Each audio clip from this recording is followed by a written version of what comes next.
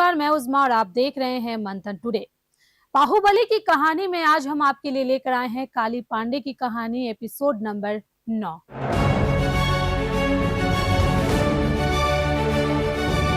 बिहार की राजनीति में बाहुबलियों की भरमार रही है। चुनावी मौसम आते ही सत्ता पक्ष से लेकर विपक्ष तक सभी इनके सहारे ही अपने नैया पार लगाने की जुगत भिड़ाते रहे हैं। कई बड़े नेता और यहाँ तक कि पूर्व मुख्यमंत्री भी अपनी चुनावी बैतरनी इन बाहुबलियों के कंधे पर चढ़कर पार करते रहे हैं। लेकिन इस भीड़ में एक नाम ऐसा है जो सिर्फ बाहुबली नहीं बल्कि बाहुबलियों का गुरु कहलाया। नाम है काली पांडे। काली पांडे 80 और 90 के दशक में बिहार की राजनीति और अपराध की दुनिया का वो चेहरा बना जिसे पुलिस भी खौफ खाती थी और सरकारें तक सलाम ठोकती थी। गोपालगंज के रामजीता गांव के रहने वाले काली पांडे एक समय में सुर्खियों में सिर्फ अपने रसूखर दबदबे के लिए नहीं बल्कि अपने समर्थकों के अंधविश्वास की वजह से भी रहते थे।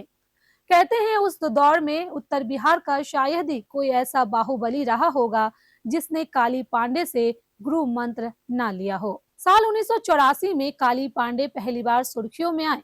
अपने ऊपर संगीन आरोप और जेल की सजा काटने के बाद जब उन्होंने गोपालगंज से लोकसभा चुनाव लड़ने का ऐलान किया तो बड़े बड़े नेताओं की नींद उड़ गई। उस समय उनके पास कोई पार्टी नहीं थी, ना संगठन का सहारा, सिर्फ उन्होंने निर्दलीय चुनाव लड़ने का फैसला किया। नतीजा इतिहास बन गए। काली पांडे ने रिकॉर्ड तोड़ वोटों से जीत हासिल की और पूरे देश में सबसे ज्यादा मतों से जीतने वाले इकलौते निर्दलीय सांसद बनकर संसद पहुंचे। दिल्ली की दहलीज पर जब उन्होंने कदम रखा तो लोकसभा में उन्हें सम्मानित भी किया गया। काली पांडे की पकड़ उत्तर बिहार खासकर ब्राह्मण समाज में बेहद मजबूत रही। लोग उन्हें दबंग तो कहते ही थे लेकिन साथ ही उनकी तुलना रॉबिन हुड से भी की जाती थी। पांडे का काफिला उस जमाने में ही किसी राजा महाराजा से कम नहीं होता था। दर्जनों गाड़ी आगे पीछे, राइफलधारी बॉडीगार्ड और चारों तरफ जयकार की गूंजे। उनके दुश्मन और विरोधी उनका नाम सुनते ही थर थर कांपते थे। दिलचस्प बात यह है कि पांडे हमेशा कहते रहे, इलाके की जनता मुझसे डरती नहीं बल्कि मेरी इज्जत करती है। साल 1989 में पटना जंक्शन पर नगीना राय पर बम से हमला हुआ। आरोप काली पांडे पर लगा लेकिन वह इस मामले में बच निकले। यही वह समय था जब उन्होंने तत्कालीन प्रधानमंत्री राजीव गांधी का समर्थन किया और कांग्रेस पार्टी में शामिल हो गए। 1989 और 1991 दोनों चुनाव में उन्होंने कांग्रेस के टिकट पर चुनाव लड़ा। हालांकि किस्मत ने उनका साथ नहीं दिया और बाद में उन्होंने कांग्रेस छोड़कर लालू यादव की पार्टी आरजेडी का दामन थाम लिया।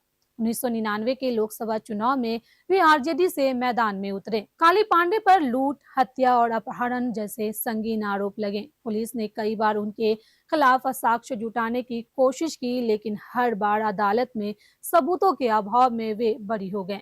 धीरे धीरे उनका नाम उस लिस्ट में शामिल हो गया जहां बाहुबलियों राजनीति और कानून के बीच की लकीरों को धुंधला करते नजर आते हैं। कांग्रेस और आरजेडी की राजनीति के बाद काली पांडे दिवंगत रामविलास पासवान के बुलावे पर लोक जनशक्ति पार्टी में शामिल हुए। यहाँ भी उन्होंने अहम पदों पर अपनी मौजूदगी दर्ज कराई। लेकिन राजनीति की बदलती हवाओं में उन्होंने आखिरकार एलजेपी को अलविदा कहकर एक बार फिर कांग्रेस का दामन थाम लिया। आज वही काली पांडे जिनके नाम से कभी पुलिस प्रशासन थर थर कांपता था, जिनके काफिले में 50 राइफलधारी बॉडीगार्ड चलते थे, वही अब राजनीति के भीड़ भाड़ से दूर अपने घर पर विश्राम की अवस्था में है। वक्त ने उन्हें सिखा दिया कि सत्ता और दबंगई दोनों की उम्र सीमित होती है। लेकिन एक सच ये भी है कि बिहार की बाहुबली राजनीति में जब भी गुरु की चर्चा होगी, काली पांडे का नाम सबसे ऊपर लिया जाएगा। इस खबर में फिलहाल इतना ही। हम हर रोज रात 8 बजे आपके लिए इसी तरह बाहुबलियों की कहानी लेकर आएंगे, देखना ना भूलें। साथ ही हमारे चैनल को लाइक करें, सब्सक्राइब करें और फॉलो करना ना भूलें। बहुत बहुत शुक्रिया।